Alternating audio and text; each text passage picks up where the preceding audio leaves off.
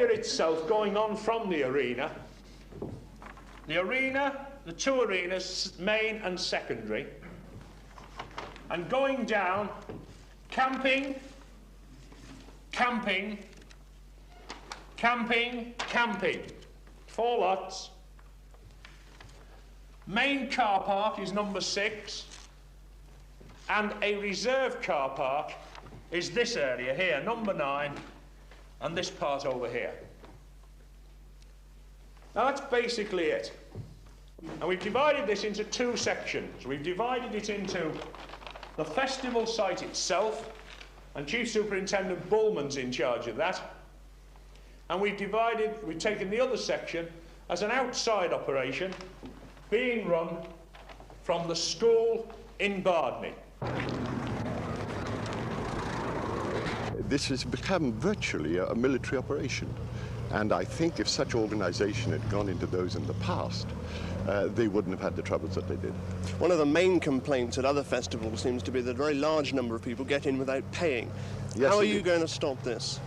Well, you've seen the perimeter there, which is a 12-foot high fence.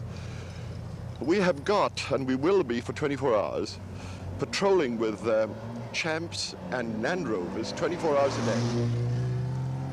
If there's any build-up on the outside of the fence, they will radio to me immediately at the house.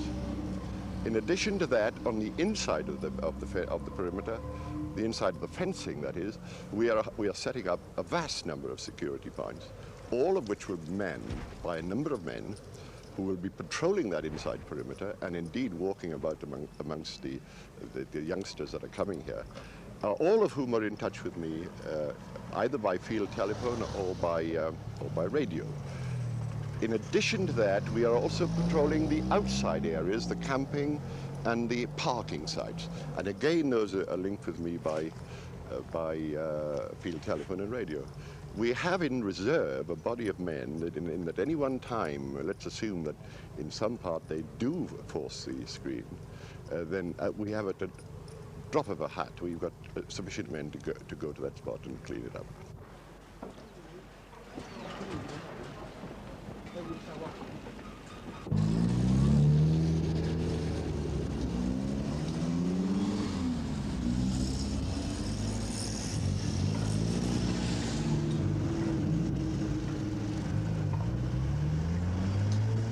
There's no doubt that some clever fellows will call you pigs. There's no doubt some of them will try to take the mickey out of you as you're moving along. We've had the mickey taken out of us before, and it won't matter to us. Now, you know the type of people you're going to deal with. You'll find long-haired, sometimes dirty, people gathered around in very large numbers. On their appearance, you might tend, all being squares, or most of you being squares, like me, to take a dislike to them. I think this is wrong.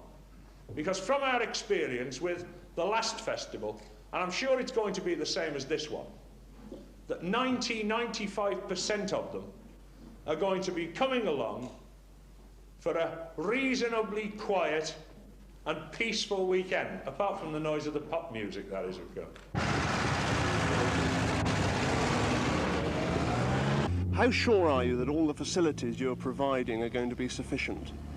Absolutely sure, because we've got big contingency reserves. Presumably everybody who organises a pop festival thinks theirs is going to be all right. Why are you so sure that yours will be? Because we've organised it, we've not just talked about it. But what about the other people then? Where have they gone wrong? What have you... Well, it's not a matter of going wrong so much. It's a matter of really spending money. If you're going to have the thing right, you really have to spend a lot of money on getting it right. And that's what we've been prepared to do, just as we were prepared to put our necks on the line on the court. We're not going to put our necks on the line to that extent and run a risk of getting it wrong.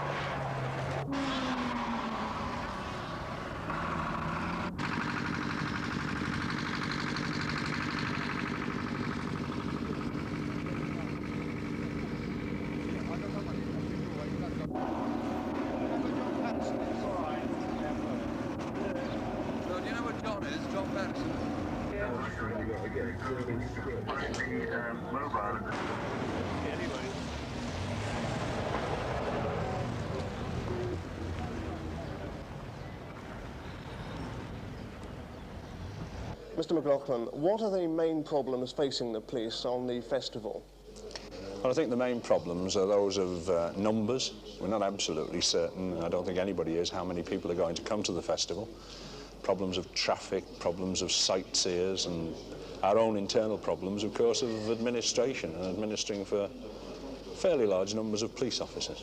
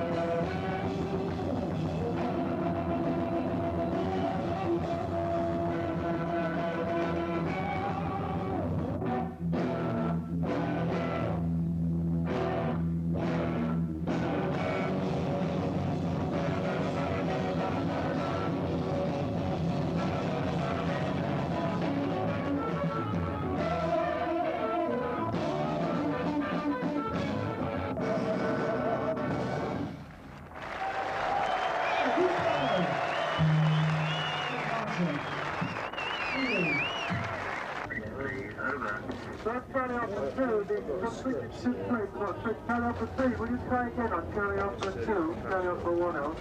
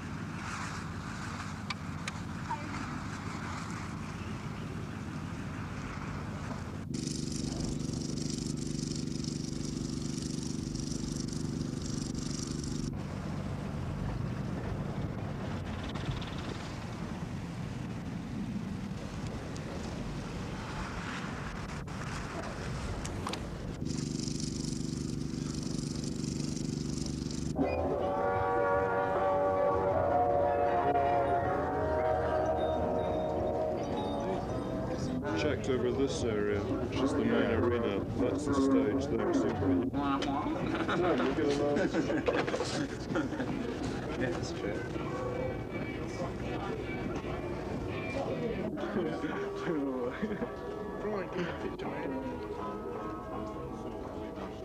Doctor, what is Release trying to do at the festival? Well, it does a dual thing. It gives information, and especially legal information, to people who have been arrested, quite often on drugs charges. And secondly, we try and help people who are having bad times, having taken various things, and the main acid, LSD. Trips? Yeah. How do you help them? We help them really just by talking to them and just trying to share their experience and trying to alter it to be a good one. You have a special trip tent, do you? We have a special tent which we use, and there's one doctor there all the time who does really very little. He's just there just in case. The majority of the work is done by workers who've got a lot of experience and are part of the community themselves, who can really understand what's going on. It's mainly anxiety, and if people can just be reassured and try to think of nice things, the trip becomes a good one. What makes them come to your organisation? Well, kind of a feeling of alienation. They don't want to see people in white coats. They want to see people who are perhaps a bit closer to them. And they are, you know. And so just release is known in this way. What sort of relationships do you have with the police? Well, it all depends. We try and have good relations with them. We usually have very good relations with the uniform branch, and the drug branch is variable, all depending where we go. Some of them think we're kind of impeding them in the course of their duty, but others are in fact sympathetic when we tell them what we're trying to do, which is only to give the kids their legal rights.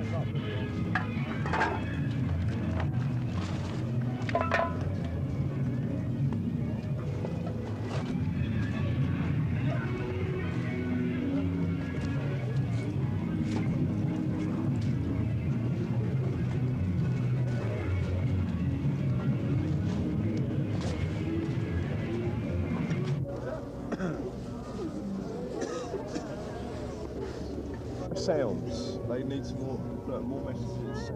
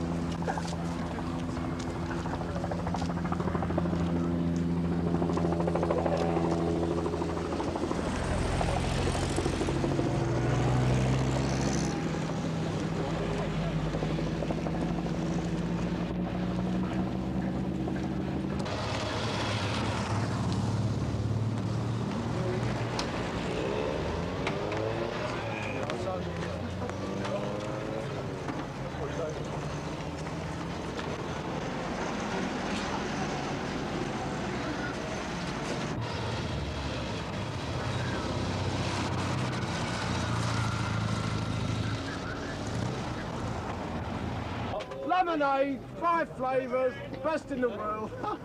Bottles of pop, nice soft drink, 5 flavours. Lemonade. Lemonade, 5 flavours. Everything time by the time we finish them.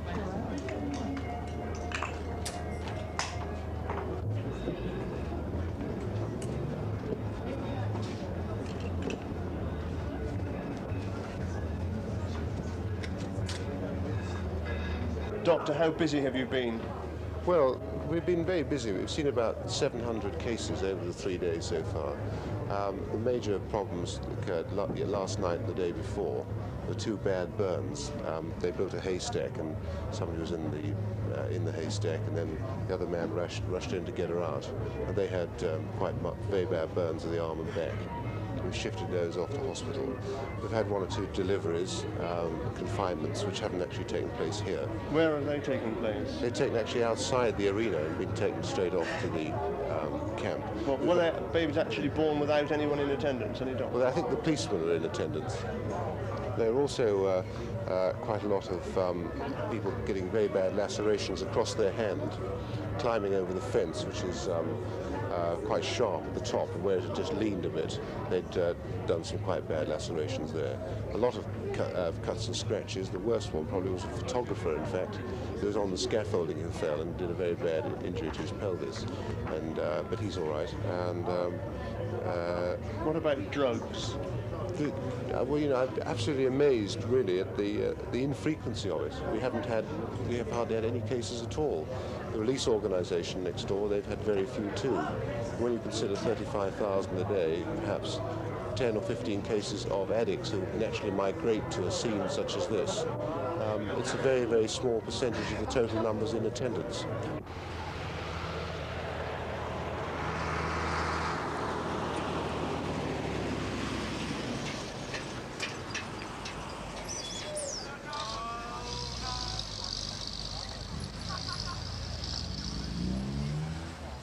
Who in the same night that he was betrayed took bread, and when he had given thanks to thee, he broke it and gave it to his disciples, saying, Take, eat. This is my body, which was given for you. Do this in remembrance of me.